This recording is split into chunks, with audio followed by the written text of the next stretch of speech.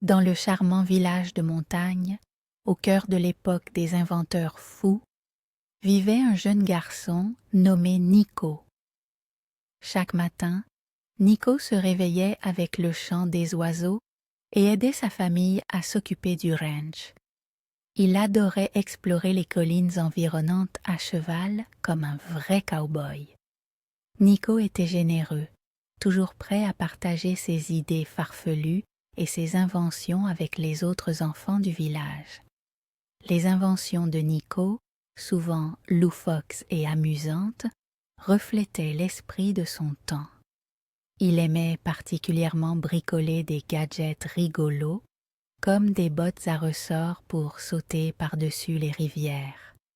Un jour, une panne survint au moulin à eau du village, laissant tout le monde sans électricité pour les inventions. Cela créa une grande inquiétude parmi les villageois. Nico, voyant l'agitation, décida d'aider. Il proposa d'utiliser ses bottes à ressort et d'autres gadgets inventifs pour aller chercher de l'aide dans la ville voisine. C'était sa première chance de montrer combien la générosité pouvait faire la différence. En route vers la ville voisine, Nico rencontra sa meilleure amie, Juliette, qui était en train de chercher des pièces pour réparer son propre vélo inventif. Nico lui offrit ses pièces de rechange en échange d'un tour sur son vélo. Plus loin sur le chemin, ils virent un groupe de chèvres égarées. Avec l'aide d'un autre ami, Tom, et du lasso de Juliette, ils aidèrent à les ramener au ranch.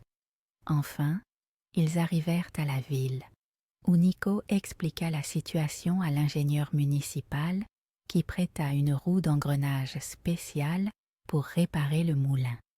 Chaque étape nécessitait de la coopération et montrait combien le simple fait de donner pouvait être puissant.